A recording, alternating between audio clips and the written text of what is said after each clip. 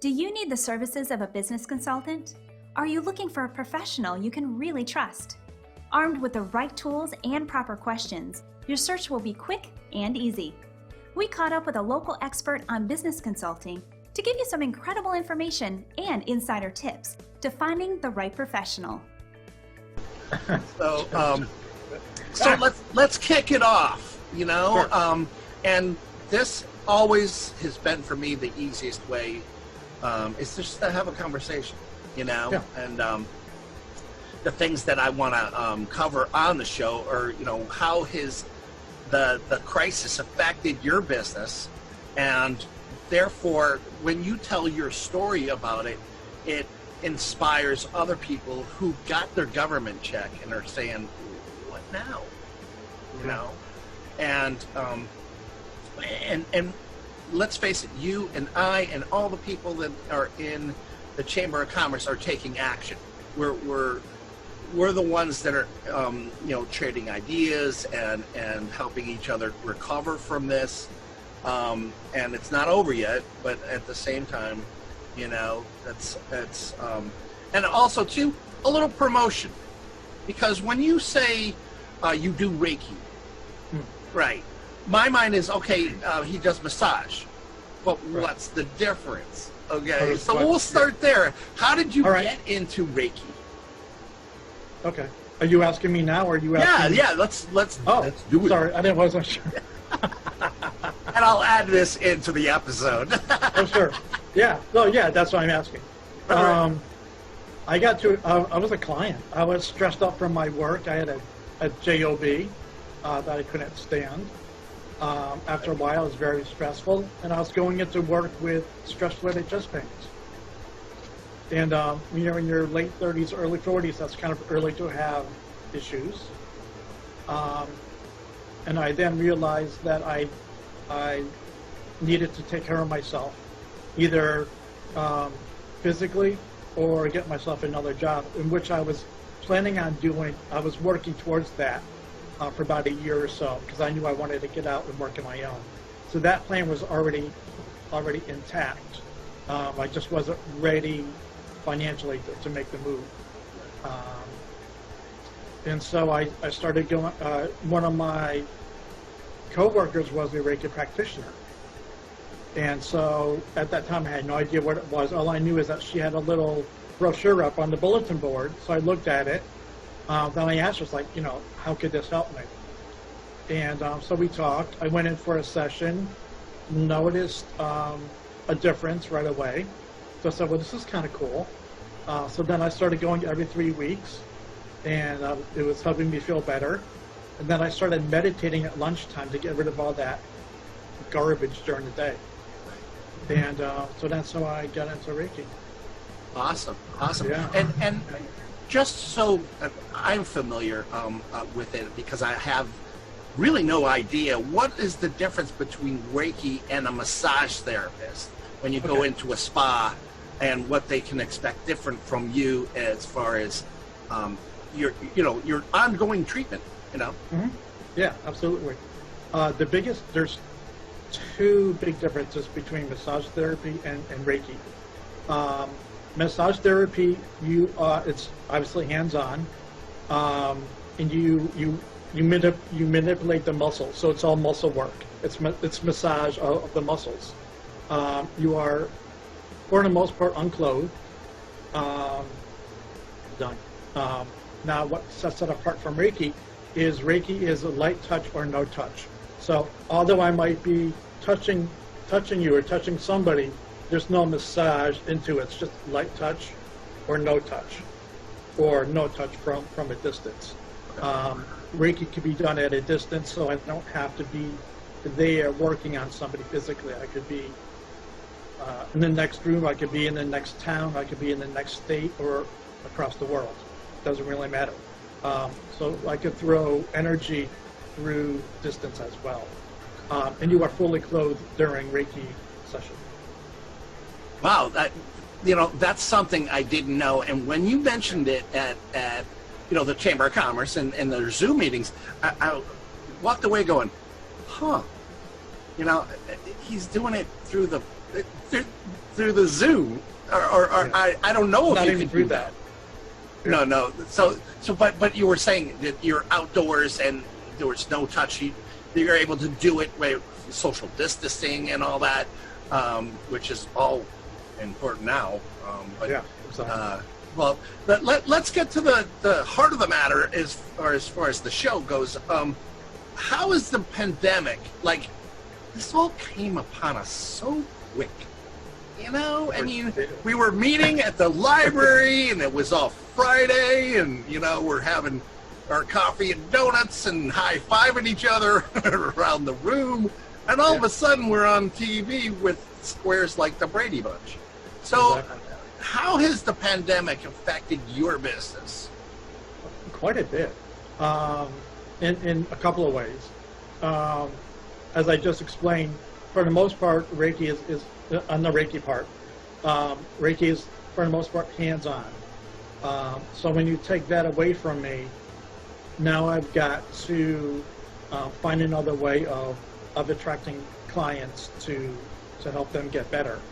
So now I got to bring into explaining what distance Reiki is, which is even harder to not to explain to people, but harder for others to grasp. Because it's like, what do you mean you could help me without even without that touch, without being there? Right. So I related to two things. When you pray to somebody across the United States or from whatever, when you pray for family or friends, you are sending them healing energy. You don't realize that you're doing that, but you really are, and they're actually receiving it. I'm doing it consciously, so I'm doing it pretty much the same way, using the energy through me to whoever needs to get done, to whoever. Could be in groups of people. Especially now, I'm doing a lot, like every morning and every evening, I'm sending Reiki all the way around the world to everybody. So I'm sending Reiki to billions of people a day, hoping that they get better and that they either release, if they have COVID, they release it, or somehow get better or something. Mm-hmm. So now I got to explain that to them, which is working.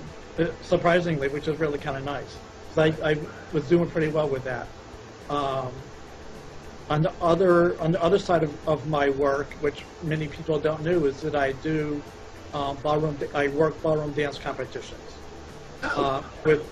And with all events, all of those have been canceled. So I've lost, I don't know, maybe 4, 5, 6 events already in that time period, which is a pretty good paycheck for me. Right. So I was struggling through that. Fortunately, this weekend we are traveling to Cleveland, because Cleveland is pretty much open for the most part, and they can have up to 300 people in the ballroom. Oh, cool. Yeah. There won't be that many people in the ballroom, but you can have up to that amount. Right. But it's just going to be a different feeling, a different setting. There's a lot of things that organizers have to change. There's going to be no water there, no towels for the competitors. They've got to bring their own if they want it. There are only so many people at a table now. Not really an audience. You could only go there you could only go into a ballroom when you're dancing. So all that is totally different. But yeah, so it's changed it quite a bit for me.